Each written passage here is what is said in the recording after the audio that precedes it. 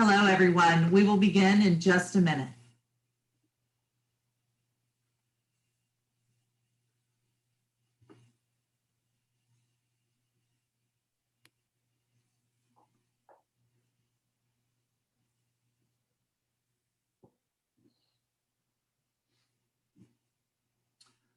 Welcome to our panel discussion, Representation and Leadership, FDR and the FDR Memorial.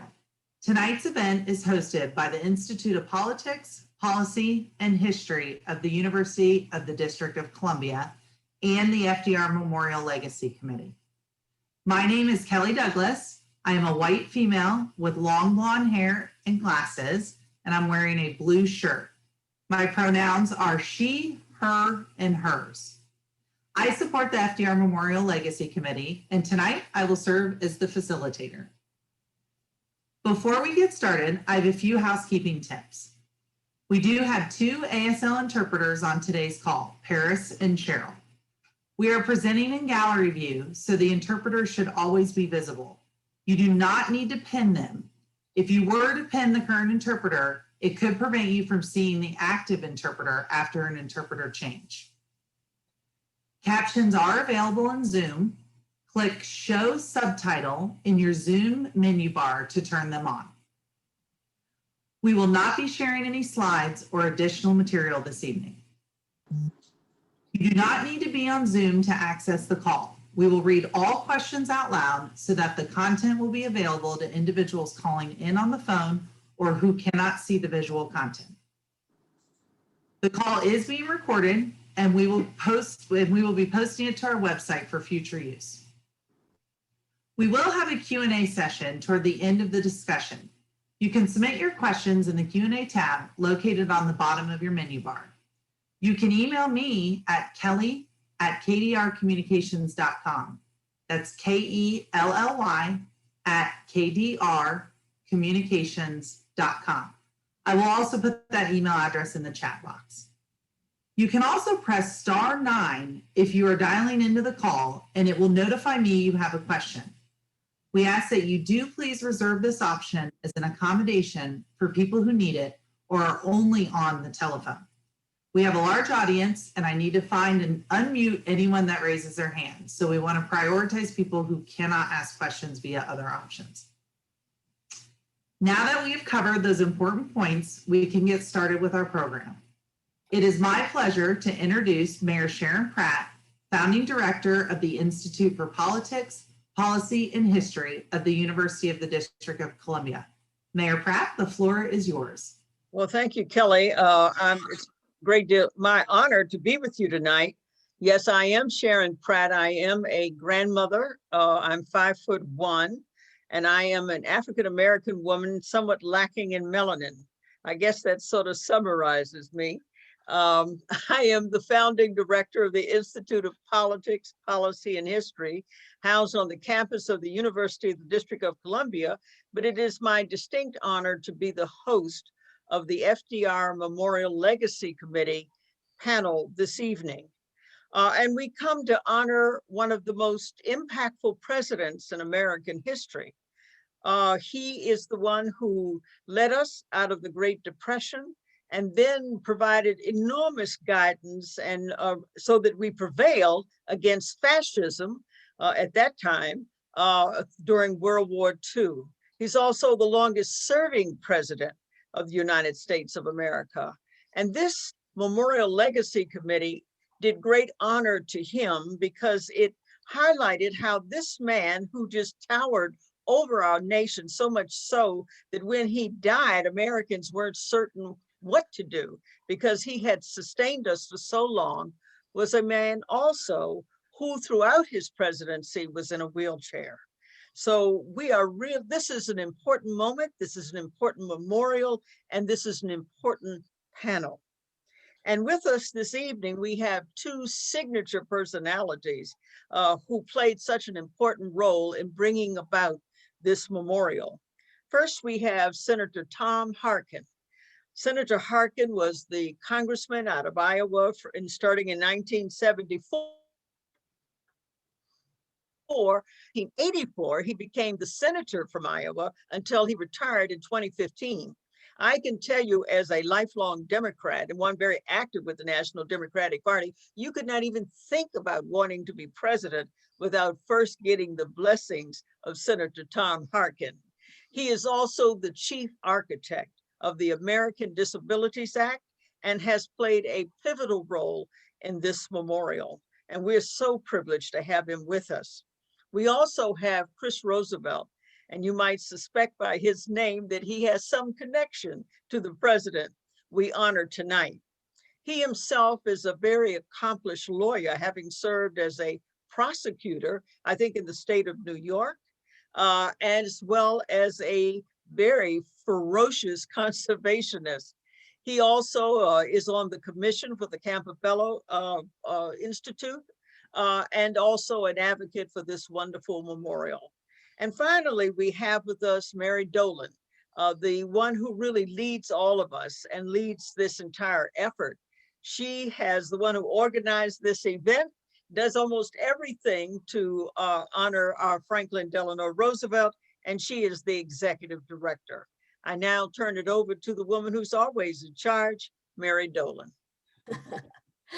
You are way too kind, Madam Mayor. I salute you and honor you and the tremendous work that you're doing at the Institute for Politics, Policy, and History at UDC.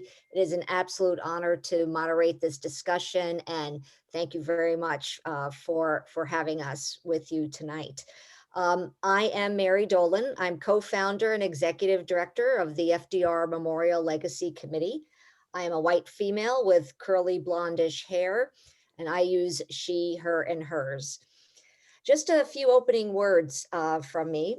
I want to share that when the FDR Memorial was dedicated in 1997, there was no depiction of the former president as disabled. I had the good fortune of working for the National Organization on Disability that led the charge calling for FDR to be shown as he was, a person who used a wheelchair on a daily basis. While we had our supporters, such as the two distinguished gentlemen here today, our opinion, though, to add the wheelchair statue was not popular in official Washington. My bosses, Alan Reich and Mike DeLand, had to change hearts and minds and work those back rooms of politics. And that's not easy when you're running a perennially underfunded nonprofit. Their efforts were boosted by Jim Dixon, a community organizer who brought the fight to disabled people across the country and secured support from over 50 disability organizations and organized protests and rallies.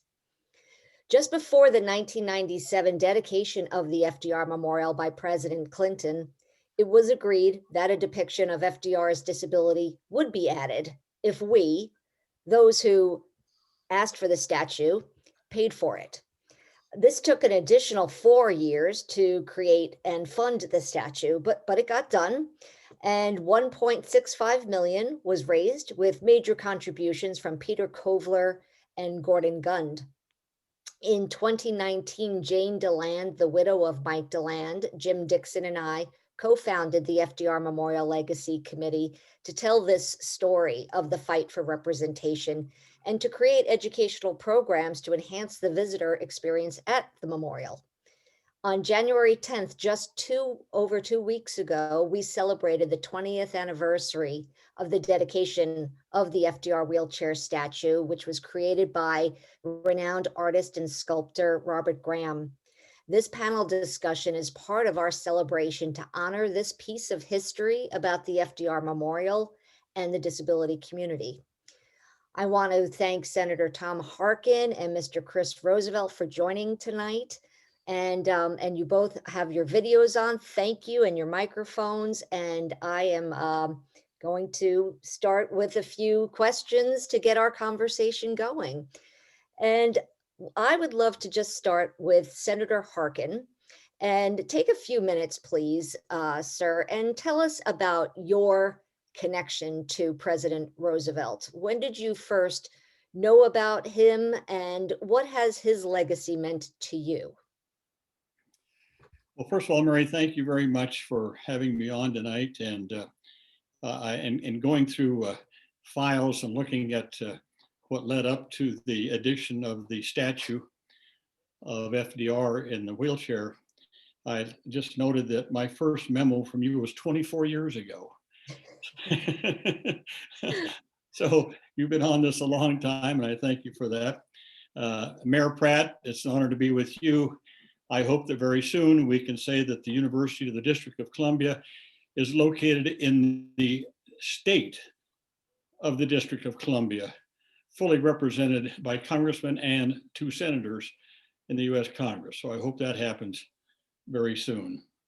And to be with my longtime friend and co-worker, Chris Roosevelt, I must say that for 15 years, I was privileged and proud to serve on the Roosevelt Campobello International Park Board with Chris. President Clinton appointed me to that in the year 2000, and I left it in 2015 when I retired from the Senate. The Roosevelt Campobello International Park, the only international park in the world administered by 2 countries, Canada and the United States. And of course, you know the history and the legacy of that, where President Roosevelt came down with polio, was at Campobello. So Chris, it's always good to see you again, and I hope all is well at Campobello. Now, I might say to those who are listening and viewing, I am a white male. I'm an old guy. I'm 81. I'm a white guy. I look like I'm 50, but I'm really 81. I have white receding hairline, and it keeps going back further and further every year. I wear glasses. I have a red sweater and a blue shirt on. I don't wear a necktie. Ever since I retired from the Senate, I've only worn a tie on 6 occasions. And I won't go into what they were, but nonetheless, I don't much wear coats and ties any longer. So that's visually sort of what I look like. The question really was my memories. I don't have memories of Franklin Roosevelt, but what I have are memories of my family and how it was passed on to me, what he did for our family. You see, my father was born in 1886. He had a 6th grade education. He was a common laborer most of his life, worked in coal mines in Iowa. A lot of people don't know that we had a lot of coal mines in Iowa. But then he married a widow who was an immigrant. That was my mother, who had 3 children and 3 more on the way. And then the Depression hits. And he's out of work. My father's out of work. And towards the end of the Depression, things are pretty bleak. And that's when, as he always told me, Franklin Roosevelt gave him a job. He gave him a job on the Work Project Administration, WPA. And my father went to work on WPA projects, some of which are still being used in Iowa today. And I must tell you that during all my years in the Senate, I had on a framed thing on the wall right by my door. Every time I walked out of the door of my office, what I saw was my dad's WPA card. That card gave him a job, and it gave him hope, and it kept his family together. And I know a lot of people say, well, you know, people had a picture of Kennedy and the Pope and maybe the Blessed Virgin or Jesus. And my father, we always had religious pictures in the house, but we always had not a photograph, but a drawing of Franklin Roosevelt prominently displayed in our house all the time I was growing up. And my father just drilled into me that had it not been for Franklin Roosevelt, we probably wouldn't be there. It gave him not only a job, but it gave him respect and self-respect. My father was never much of a one for welfare, but he sure liked to work. And so that's when I first started hearing about Franklin Roosevelt and what he did. And then, because my father was so old, that when Social Security started, he didn't have much to put into it, but again, he got a job during World War II in an ordnance plant near Des Moines, Iowa. And he worked just enough to pay into Social Security so that when he got to be 65, I guess that would be around about 1951, he was able to get Social Security. And because he had 3 kids under the age of 18 at that time, he got an extra bit of money for his young kids also. And I still have his vouchers from those times. But Social Security, again, kept us together. And Social Security provided my father the wherewithal to live. I was in the military once. Well, I was in the military. I was in the Navy. I was a Navy pilot. And I'll never forget coming home in the mid 60s. Well, I guess it would be 1964 or 65. And I came home on leave to see my dad. He was getting quite old then. He was only to live for a couple more years after that. But he proudly showed me his Medicare card. He held it up for me and he showed it to me and he said, that means I can go to the doctor and I can get my health care and I don't have to beg for it. And I don't have to rely upon the nuns at Mercy Hospital to take care of me out of charity anymore. So as I went on through life and college and Congress and the Senate, it always remained to me that Franklin Roosevelt, to me, was someone who provided the kind of a country that allowed me to do what I did. I will close on this. Everybody always remembers Franklin Roosevelt's inaugural address when he said that the only thing we have to fear is fear itself. Well, that got a lot of play and it still does today. But let me read you the one sentence from his inaugural address that I think sums it up for me why Franklin Roosevelt is a man for the ages, all ages, and for the future of our country. Listen to this. This is his inaugural address. Happiness lies not in the mere possession of money. It lies in the joy of achievement, in the thrill of creative effort. The joy and moral stimulation of work no longer must be forgotten in the mad chase of evanescent profits.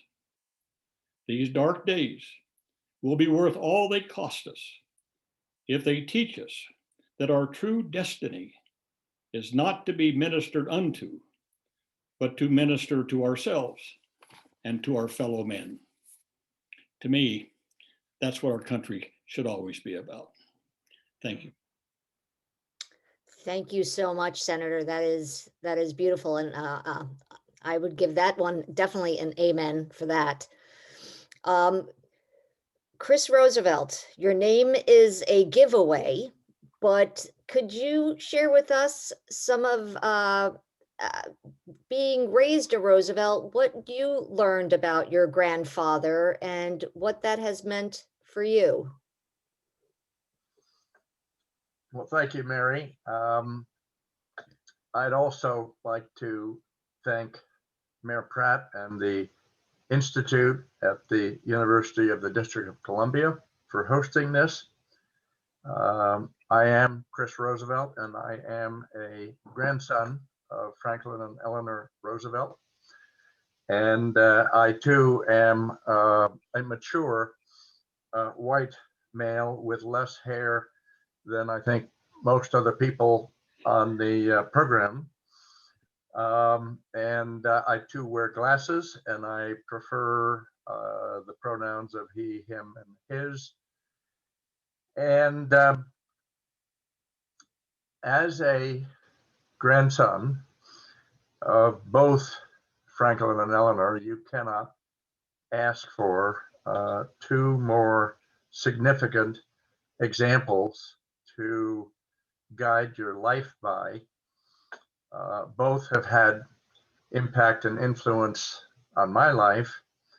To be honest, I was about 3.5 when my grandfather died, So I really don't have any memories of him, but as with most of the other grandchildren, and by last count, I think there are some 25, 26 FDR and Eleanor grandchildren. But like most of the grandchildren, we really knew our grandmother the most.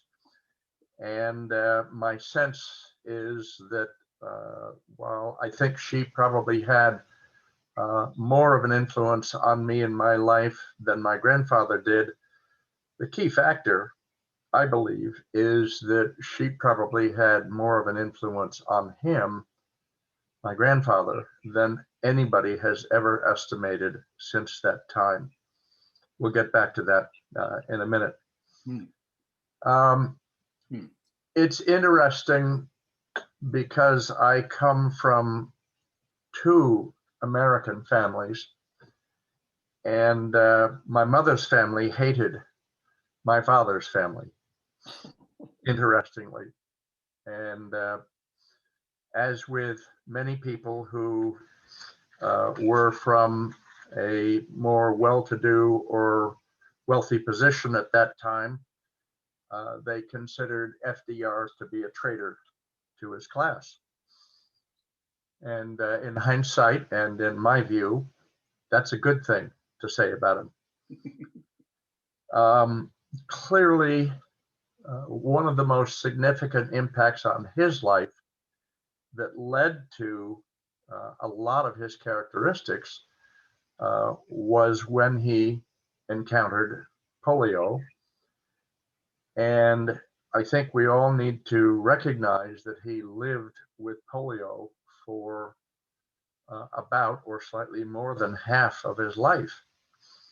And again, in hindsight, the wisdom of including in the FDR Memorial a portrayal of this man in a wheelchair, to imagine it not being there is something that I think defies reality and defies wisdom, and particularly the kind of individual that it made him.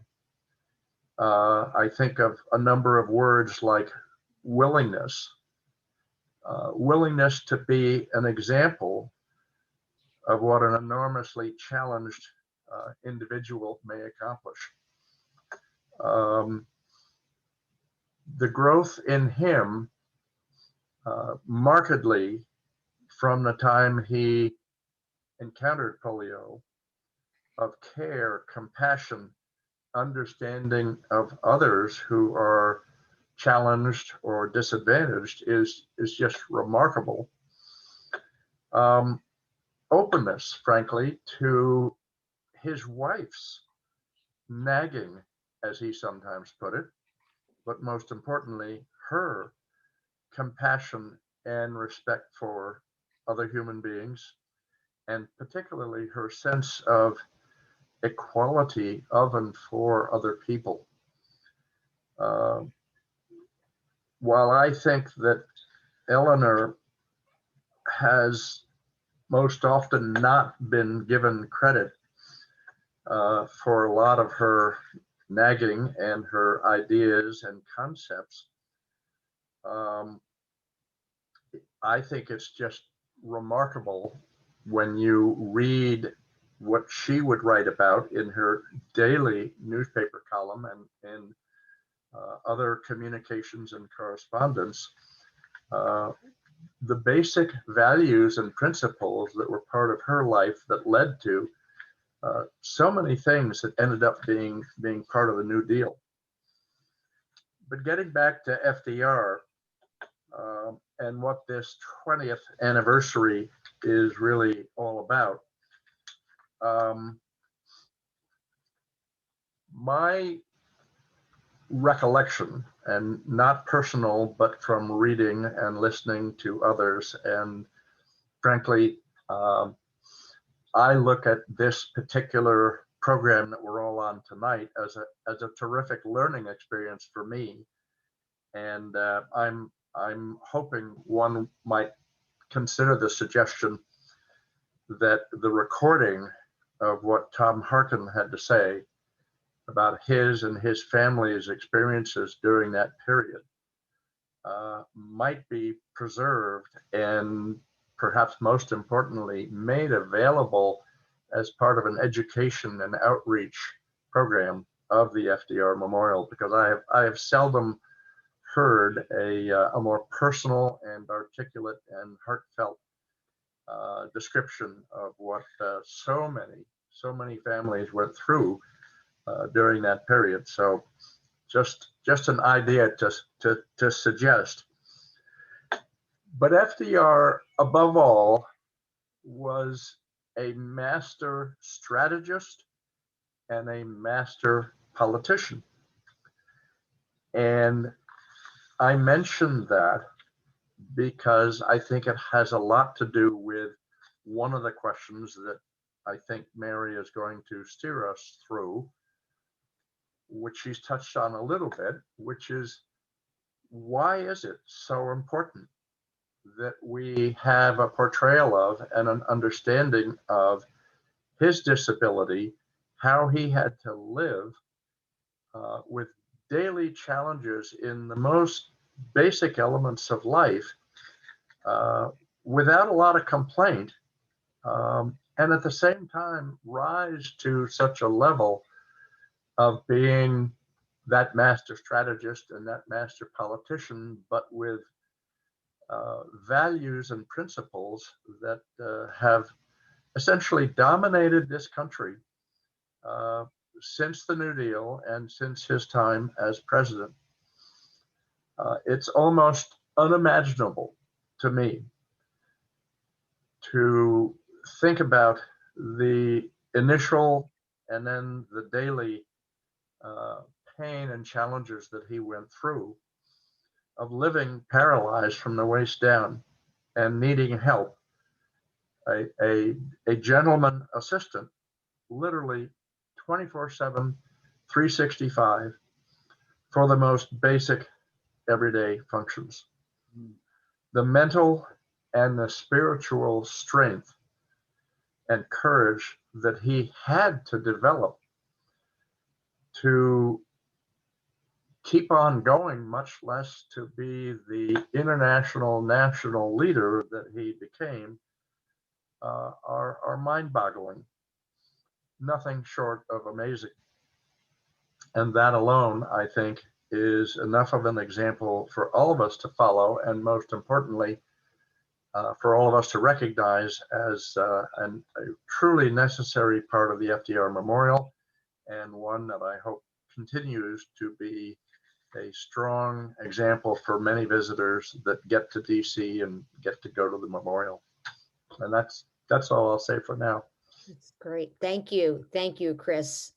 Those are both, and this is being recorded. And so all of this will be part of the ongoing story of the memorial and part of our archives for the FDR Memorial Legacy Committee. So let's go back to that controversy about this pesky group of people with disabilities who in 1995 started making noise about the depiction of FDR, that it was not showing him truly as a person with disability. Folks involved with the development of the memorial were saying, oh, if you look behind the statue, you see little casters. That shows enough that he has a disability. Senator Harkin, can you go back into your memory bank there? And what was the big pushback for this idea of representation of a person to be shown as he was a person who used a wheelchair? Well, I think the biggest pushback was what I just call inertia. I think the planning committee that was put together to plan the memorial and to plan for design never really included anyone with a disability. Imagine that. You're going to have a memorial to our president who, as Chris pointed out, for almost half of his life, had this disability where he couldn't walk, couldn't do anything without some assistance. And yet no one with a disability like that was included in the planning committee. There's a saying in the disability community, as you may have heard, that nothing about us without us. Well, Franklin Roosevelt had a disability. Well, he wasn't alive, but it should not have been something about him without people with disabilities to bring to this board that they were not going down the right path. So they went down this path, they had this design, and in fact, I was there for the dedication in 1997. That would have been on May the 2nd of 1997. Interestingly enough, as Chris said, this is a learning experience. So I went back to the Harkin Institute at Drake University and discovered, well, I didn't, my archivist did, that we have a whole big file on all of this in the 90s leading up to the placement of the statue that we now recognize.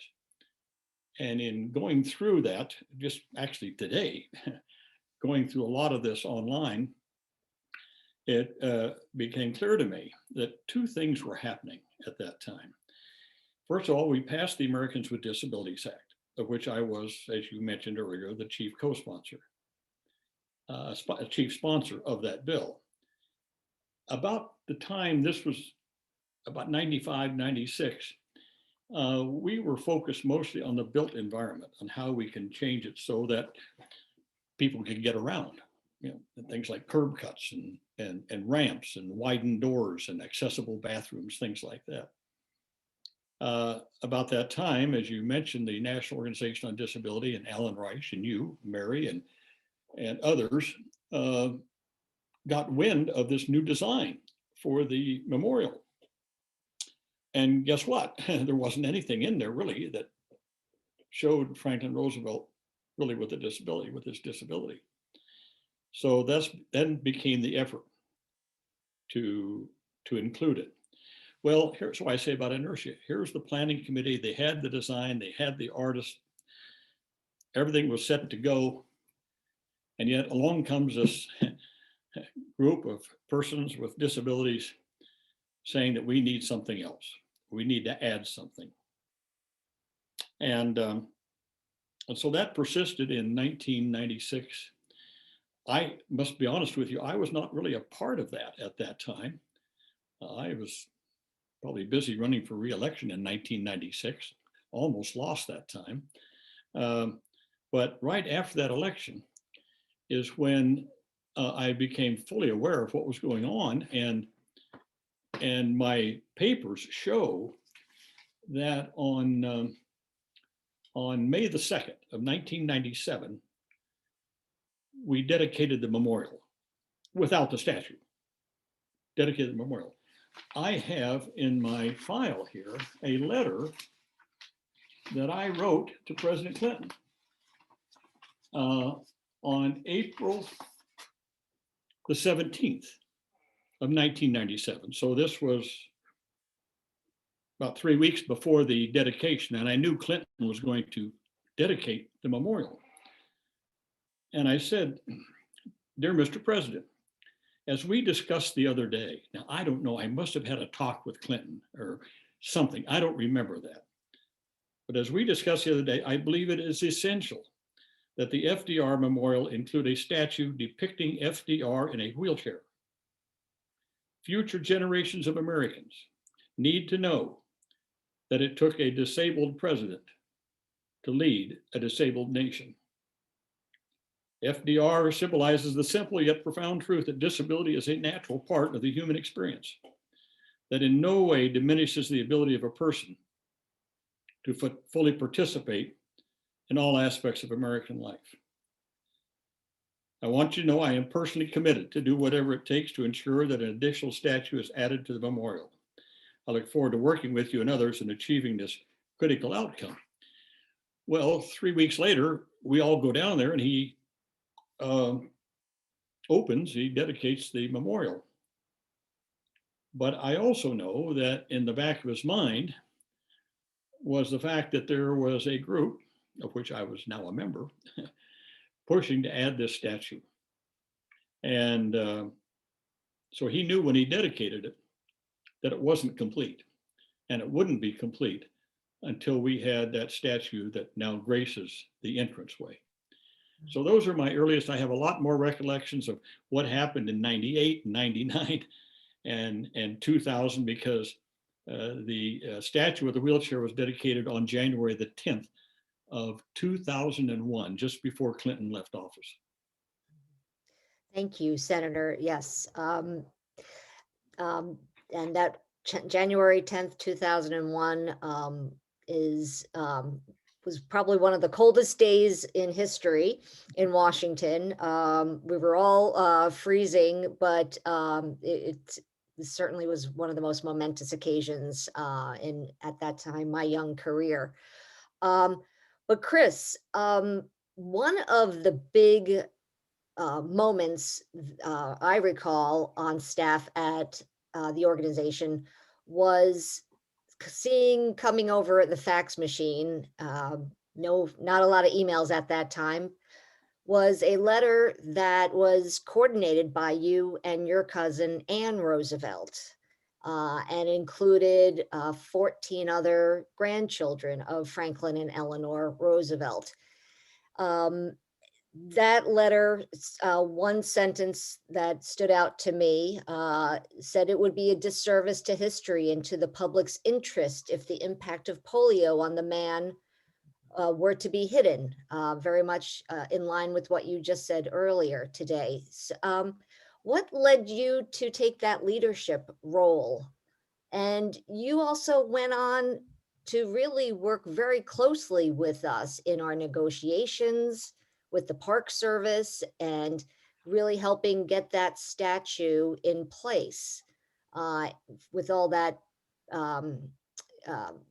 deal making that we needed to do in order to know the right spot and the raising of the money. What propelled you? I think you do have a day job. You're on a lot of different boards. What inspired you? Well, two things, I think, going back were, number one, there were really three of us in the family, Kate Roosevelt Whitney, Ann Roosevelt, and myself.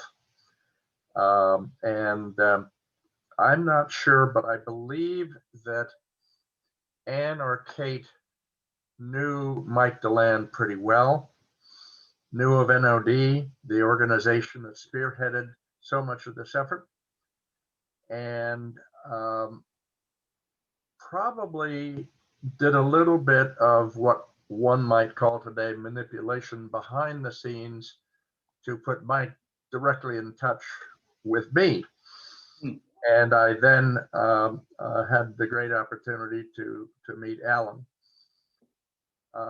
And the reason was that prior to this time, a controversy had developed because a couple of members of the family, a couple of my fellow grandchildren, 2 or 3 to be exact,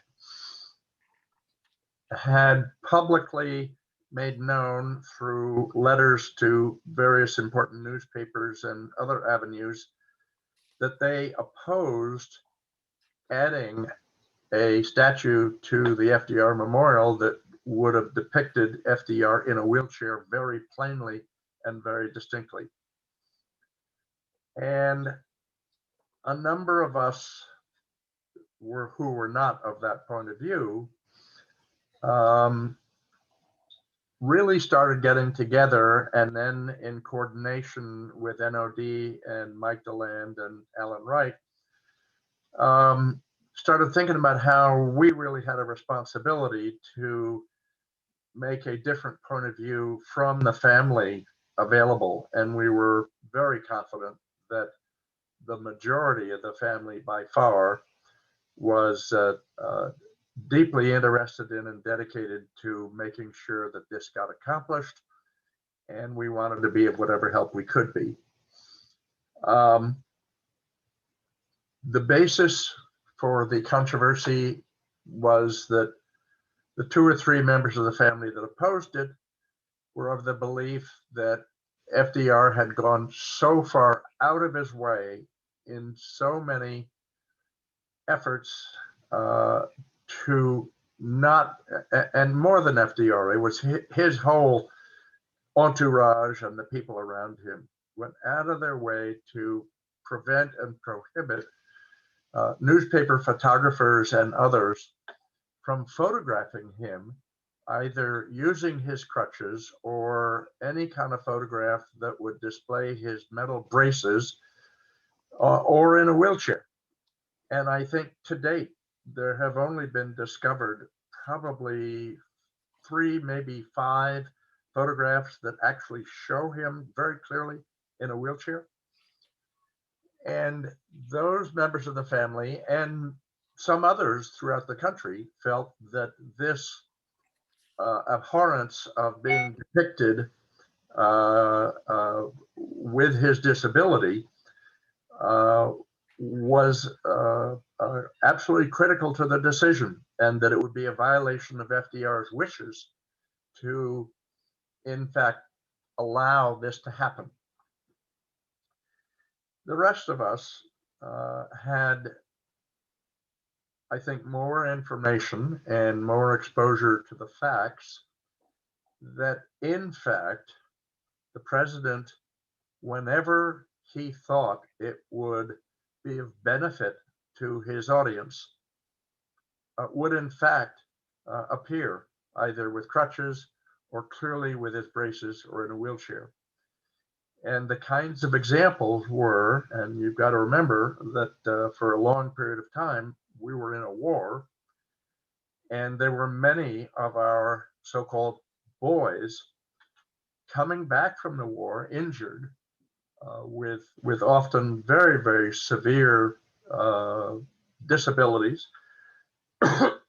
And they were in hospitals, particularly in DC and around DC. And it is now a well-established fact that whenever the president had the opportunity to go and visit these wounded service members back from the war, he invariably was with his crutches or his wheelchair or definitely his braces. He had a similar perspective, I believe, with audiences that were comprised of less advantaged people, particularly poor people.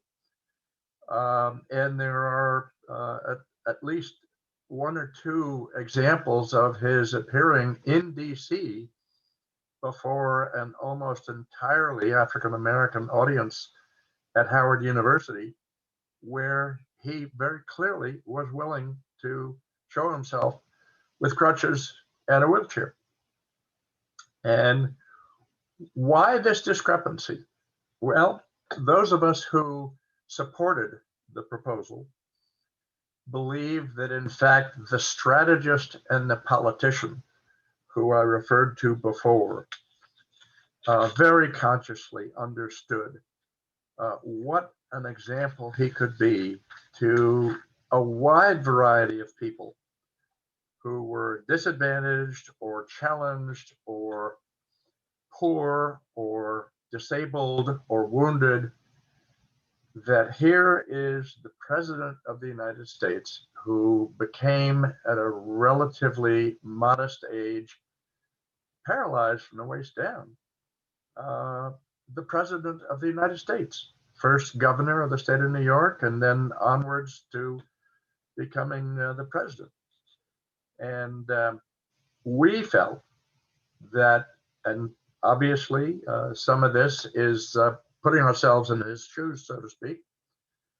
We felt that the grandfather that we knew, the politician we knew, the strategist that we knew, the leader that we knew, would have wanted a portrayal of the real person and what he had to struggle with, so it could be an inspiration to many, many other people that might visit the FDR Memorial. And thank God, with the help of leaders like Tom, and with the nonprofit organization of NOD and many, many others, we managed to prevail, and it is there. And I look back at what Tom said about how remarkable it was that you had a commission for this memorial that didn't have one single person representing a challenged or disabled individual on it. One might add, modern day, in again hindsight, how amazing it is that we didn't have even a consultant to that commission about simple things like sea level rise, and the fact that today, on a regular basis, the walkways next to the Potomac River are flooded, and on perigee tides or the peak tides, a lot of the rest of the memorial is flooded, and all of its water elements, fountains, etc., are inoperable because of the lack of foresight about a simple thing like sea level rise. So I would suggest that not only did that Memorial Commission need to have vision and representation with regard to the real core of the individual for whom the memorial stands, his disability, his challenges, etc. I mean, it's unthinkable not to have that. But there are other elements that they should have been aware of and should have been planning for. So we've still got challenges ahead of us for the memorial, and hopefully some of this effort today will help that. Thank you so much, Chris. Chris, that was very profound. I just have to say that the letter that you and Ann sent, I got the date here. Well, I got all this stuff in my files at the Institute, April the 8th of 1997. When we received that letter from you and Ann, representing both yourselves and 14 other descendants, was so wonderful.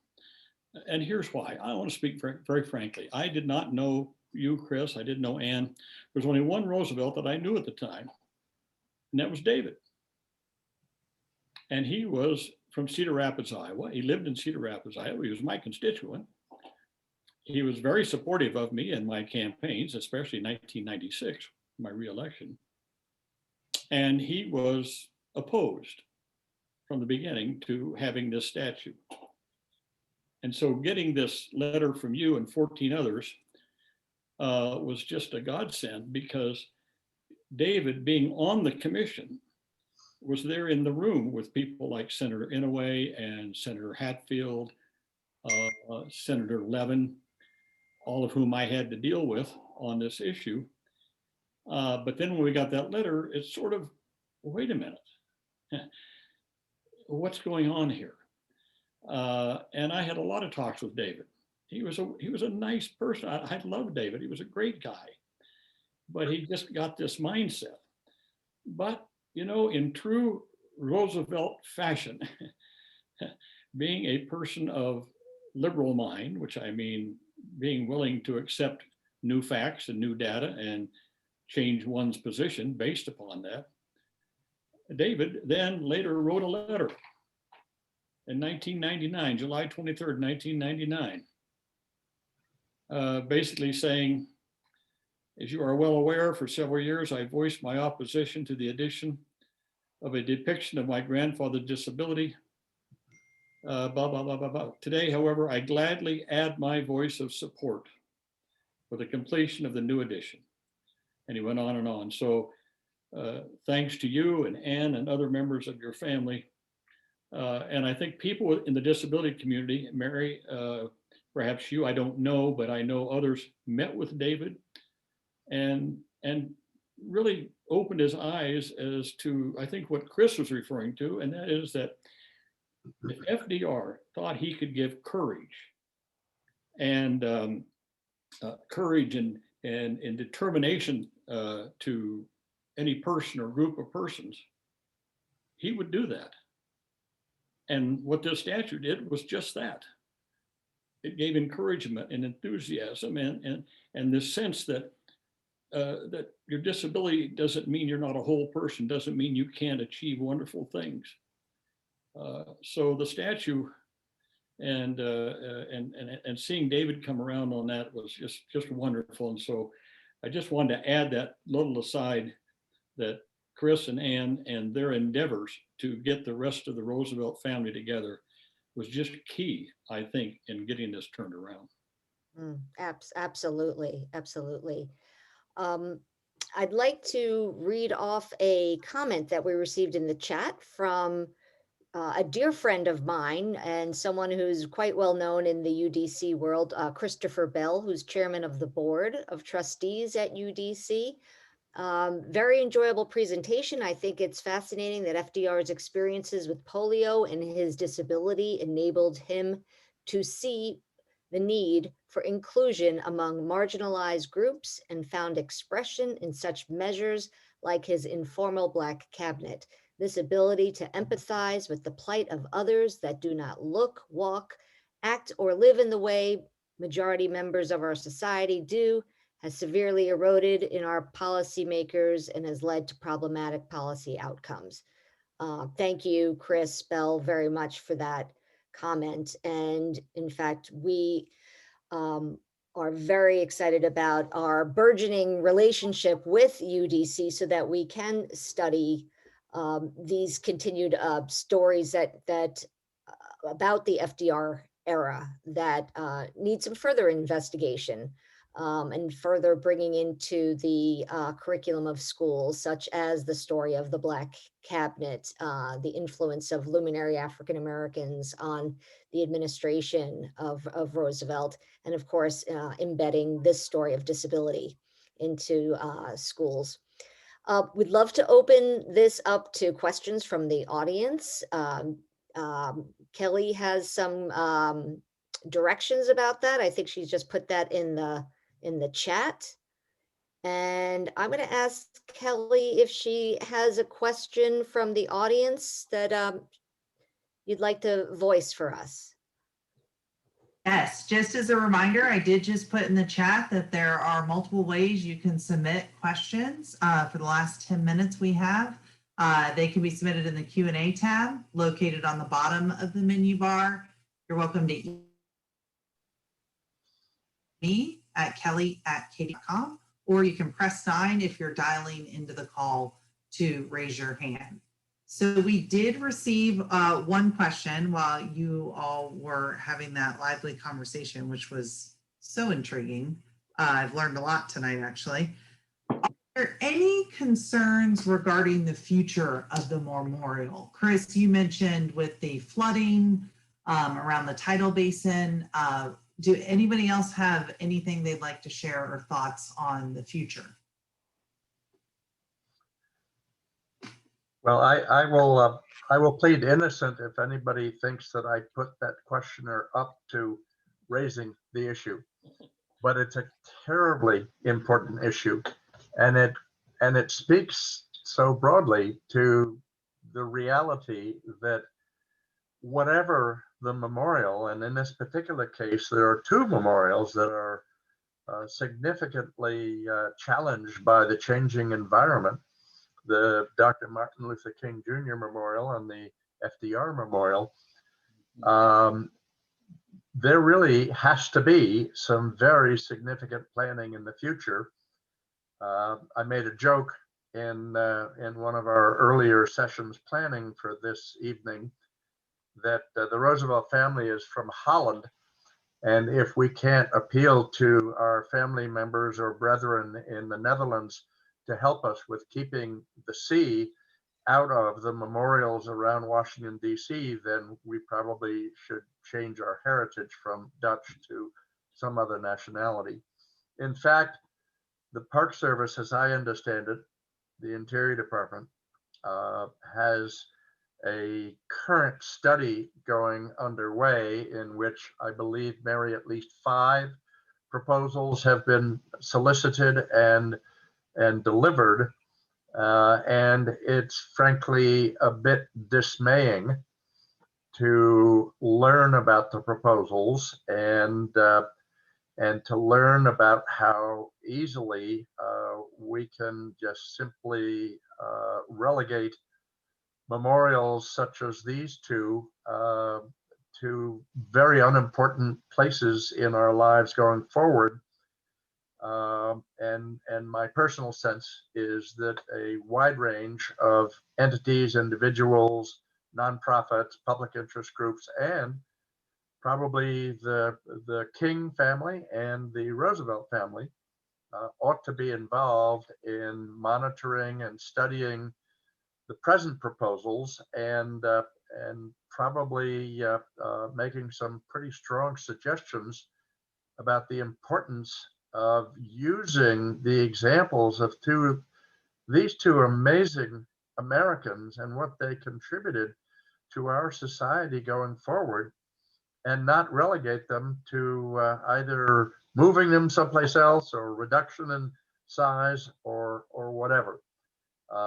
We just can't let that happen. And while we're early in the game, I consulted with another United States Senator who Tom knows well and who serves on the Campobello Commission as well. And his response was, although I don't think he authorized me to attribute his comments to him, but his response was basically not to get too excited about the current proposals as submitted, that he viewed them as largely academic, and that there would be a great deal more work going forward, and he would be part of both being alert to the situation and helping those people moving forward to achieve something that makes the most out of what we can learn from Dr. Martin Luther King Jr. and from FDR.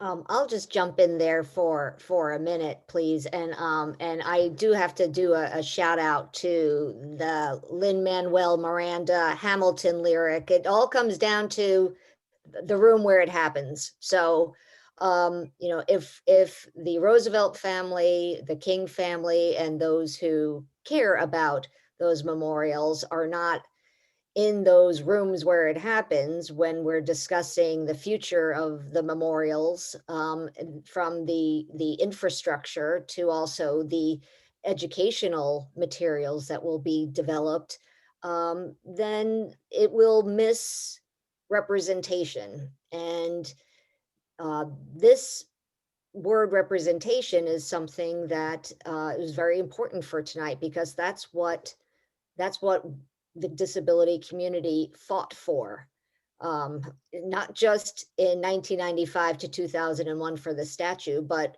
for decades. And so it's very important to the community that there's accessibility at the memorial, and the floods cause obviously accessibility issues. Deferred maintenance become hazards, which become accessibility problems. Alternate communication at the memorial, lack of braille remains a problem.